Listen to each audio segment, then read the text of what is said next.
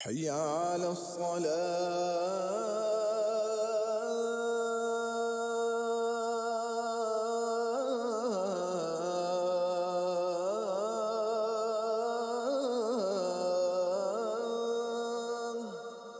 اسی طریقے سے سر پہ کپڑا رکھنا کیسا ہے؟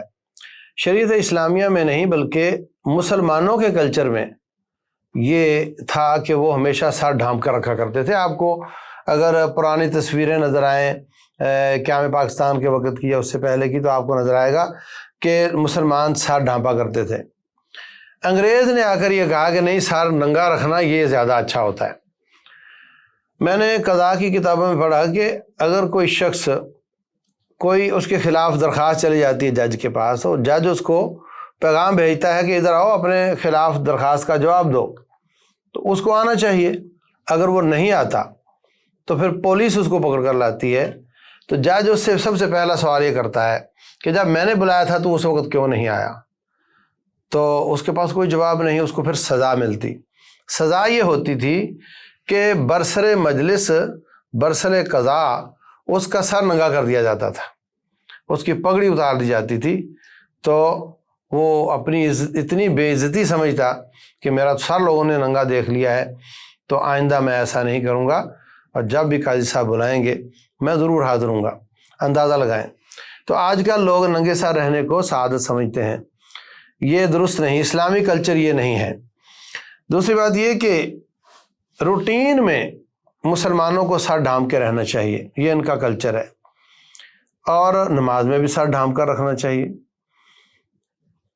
اور اگر روٹین میں نہیں تو نماز میں سر ڈھانپ لیتا ہے تو بھی اچھی بات ہے، مگر اس کا قبول ہونے اور ناقبول ہونے سے تعلق نہیں ہے۔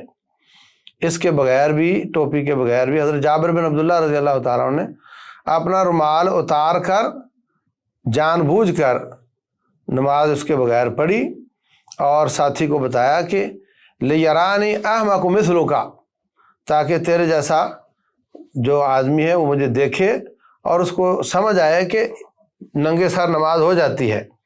تو یہ اس حدیث سے آپ کو تو یہ نظر آیا کہ ننگے سر نماز ہو جاتی ہے، مجھے اس حدیث سے یہ نظر آیا کہ ان کو کیوں ضرورت پڑی یہ وضاحت کرنے کی کہ ایسے بھی نماز ہو جاتی ہے، اس لیے کہ لوگ شدت کے ساتھ سر پہ کپڑا رکھنے کے قائل تھے، تو ان کو یہ بتانا پڑا۔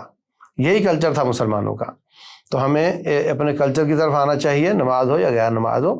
البتہ یہ بات درست ہے کہ سر ننگا ہو تو نماز ہو جاتی ہے، اس میں کوئی فرق نہیں ہے۔ دوسری بات یہ کہ جو مسجدوں میں ٹوپیاں رکھی ہوئی ہوتی ہیں، وہ اگر تو آپ وہ پہن کر سسرال جا سکتے ہیں یا دفتر جا سکتے ہیں تو رب کے دربار میں بھی چلے جائیں، اور اگر آپ کو وہاں بری لگتی ہے تو رب ذوالجلال زیادہ حقدار ہے کہ وہاں آپ زینت لگائیں، تو وہ ایسی چیز پہنیں جو اچھی لگتی ہو اور اللہ تعالیٰ کے دربار میں حاضری ہو اور آپ کا لباس مناسب ہو۔ واللہ اعلم۔